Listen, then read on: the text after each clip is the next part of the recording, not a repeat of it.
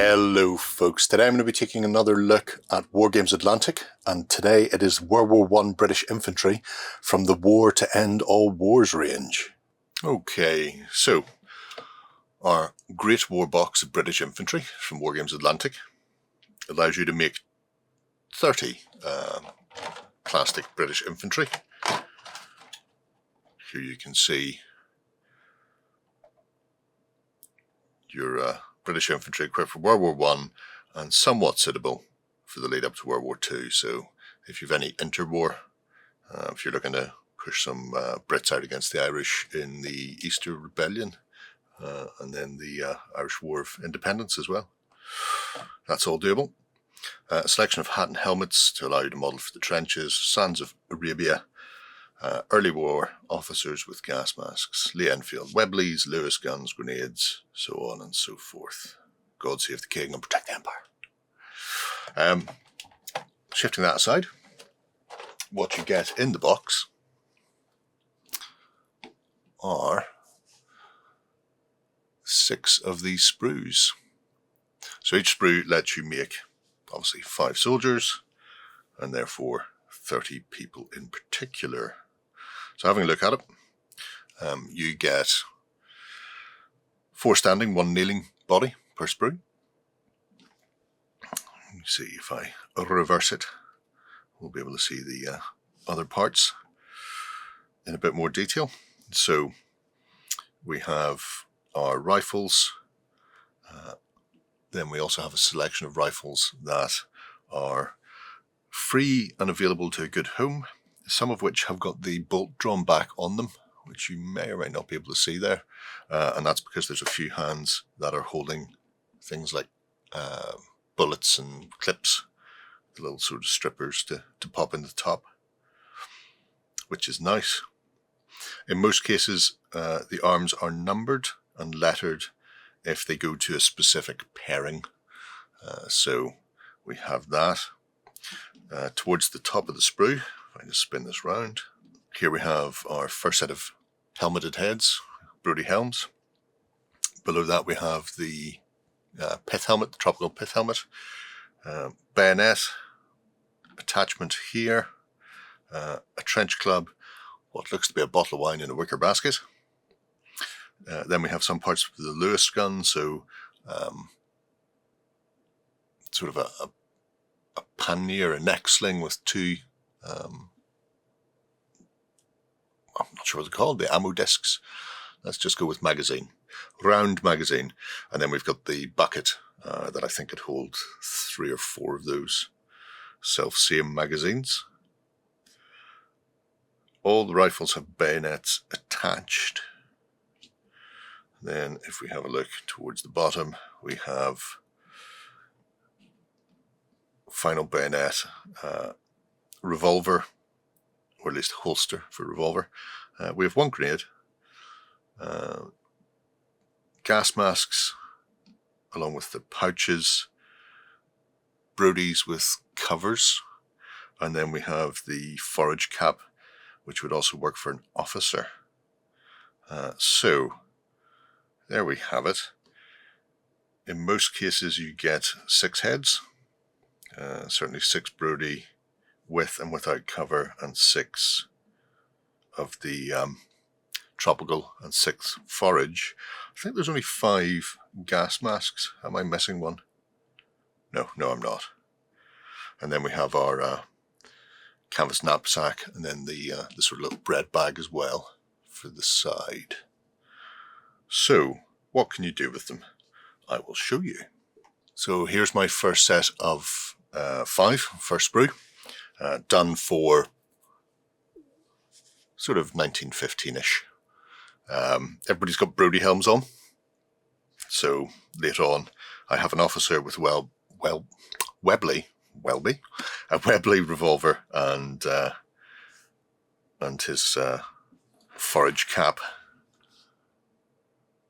doing the your country needs you, going all Kitchener on people. Really nice level of detail, easy to put together. There are seam lines and the like on the arms, but they're negligible. Likewise the ones on the legs, which is nice because obviously it does come through the patties. So depending on how anal you are about cleaning, you may want to buff that out with a bit of wire wool, or you can just leave it and move on with your life because it is very, very minor. Size wise, we'll use this guy because he's in charge. He is approximately 28 to eye level from the soles of his boots. So good size.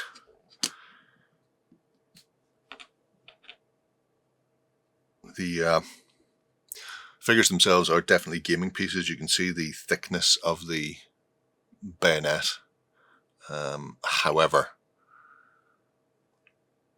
if I throw it around like that, I would much rather have it thick and playable. It's just one of these little quirks. If they thin it down, which they have done in the past, it's not as robust. So nobody wants to be picking up a figure because, let's face it, with all the best will in the world, most bases are very small and people tend to pick up figures like that. And at that point, you are in danger of stressing those. So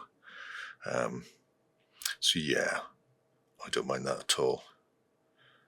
Your mileage may vary. You can always pare it down a little. Nice level of detail on them. The neck and head, there's a slight kink in the front of the neck to allow the head to rotate without going into weird positions, so you can get it to line up. There's our Lewis gun and our loader, who are festooned with additional rounds, which make a nice pair running through the trenches. This one is a little odd. I don't think I've positioned the arm particularly well. I want to have him throwing the grenade, but the extension of the elbow means I probably should have had it pivoted slightly further forward. Yeah. But honestly, no matter what position I put it in, it still looked a bit kinked. So maybe he's not at the throwing stage per se. I do like how the rifles, there are a set of hands that have no rifle, and then the rifle straps are pulled in for where they'll be gripping it, so you don't have straps floating around. But they make a very nice set. Some of the other options then, if we go tropical, now obviously they all have putties on, so the initial tropical gear was issued in this style, so it was just made of a lighter, I think a lighter cotton twill. But then later on you would get shorts sort of appearing. However, if people are doing sort of Palestine, Middle East, that area, then it's not beyond the realms of possibility that you would have had this for an extended period of time. Maybe some of the older veterans would have held on to them for longer. Nobby Knee Brigade. Obviously, big old pith helmet there. And then have a couple of covered broodies. So more of your later war. One guy has found a stash of wine. He's got drunk and is now just shouting at people. Maybe he's suffering from shell shock and doesn't want to go back in the trenches. Totally understandable. So the covers are nicely sculpted. There's a bit of texture on them from where the canvas is sort of pulled round, but it's not gouged in there. So nicely done. And then bayonet advancing, or perhaps repelling borders in a trench himself. It's obviously good for games like Blood and Valor. Trench Offensive from Pandyman is one I'm going to be looking at soon. It's World War I, so these may be suitable for that, although he does his own figures as well. But I shall have a see. Now, gas masks. The gas masks on the sprue, they have, some of them are set so there's no join. In fact, if I just bring that back in very quickly, it's easier for me to explain this way. So you can see these gas masks, the top of the flap is closed and it's flush all the way across. And then we have these two where there's a little kink where it's been pushed out of the way. So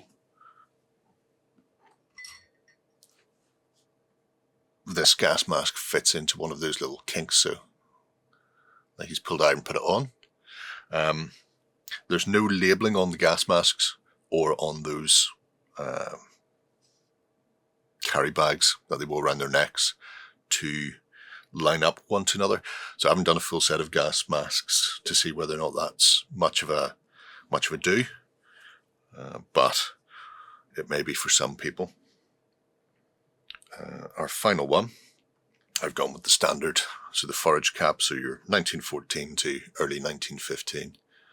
So the Brodies only started getting sort of introduced mid-15, and it was probably a while before everybody got them. Again, if you want to do interwar stuff, perfect for that. So reloading and shouting to his friends. So yeah, really nice sprue, basic infantry, and some officers and support weapons, which is what you want when you're picking up any set for a World War One, or well, any sort of game that's going to have multiple units in it. I can see a lot of people picking this up for a War Transformed, Osprey's latest. There's a lot of interest in that. So more folk horror World War One rather than traditional. But I'm sure the sprue will see a lot of service throughout the period anyway. That's me done with these. Okay, there we have it.